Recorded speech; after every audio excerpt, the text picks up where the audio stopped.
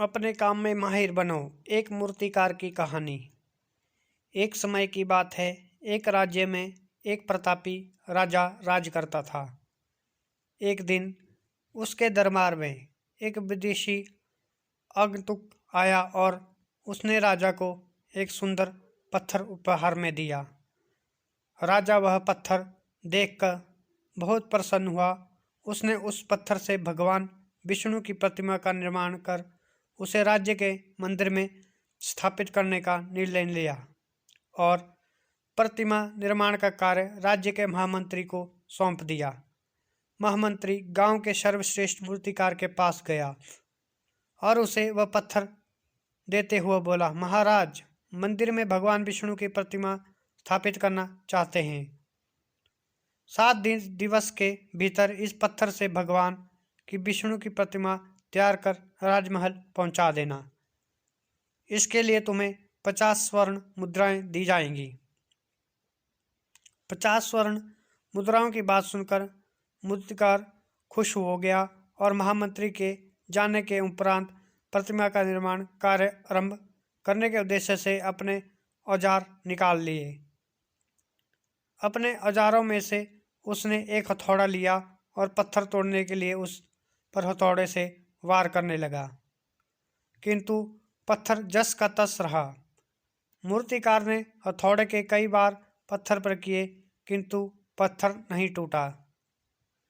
50 बार प्रयास करने के उपरांत मूर्तिकार ने अंतिम बार प्रयास करने के उद्देश्य से हथौड़ा उठाया, किंतु यह सोचकर हथौड़े पर प्रहार करने के पूर्व ही उसने हाथ खींच लिया कि जब 50 बार वार करने से पत्थर नहीं टूटा तो अब क्या टूटेगा। वह पत्थर लेकर वापस महामंत्री के पास गया और उसे यह कह वापस कराया कि इस पत्थर को तोड़ना नामुमकिन है, इसलिए इससे भगवान विष्णु की प्रतिमा नहीं बन सकती। महामंत्री को राजा का आदेश हर स्थिति में पूर्ण करना था, इसलिए उसने भगवान विष्णु की प्रतिमा निर्मित करने का कार्य गांव के एक साधारण से मूर्तिकार को सौंप दिया। पत्थर लेकर मूर्तिकार ने महामंत्री के सामने ही उस पर हथौड़े से प्रहार किया और वह पत्थर एक बार में ही टूट गया। पत्थर टूटने के बाद मूर्तिकार प्रतिमा बनाने में जुट गया। इधर महामंत्री सोचने लगा कि काश पहले मूर्तिकार ने एक अंतिम प्रयास और किया होता तो सफल हो गया होता और 50 स्वर्ण मुद्राओं का हकदार बनता। सीख। मित्रों, हम भी अपने जीवन में ऐसी परिस्थिति से दो चार होते रहते हैं।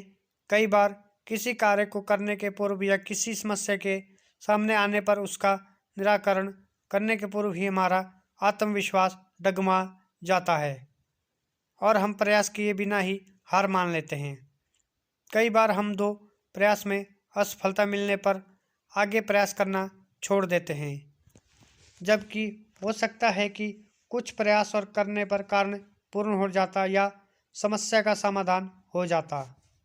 यदि जीवन में सफलता प्राप्त करनी है तो बार बार असफल होने पर भी तब तक प्रयास करना नहीं छोड़ना चाहिए जब तक सफलता नहीं मिल जाती।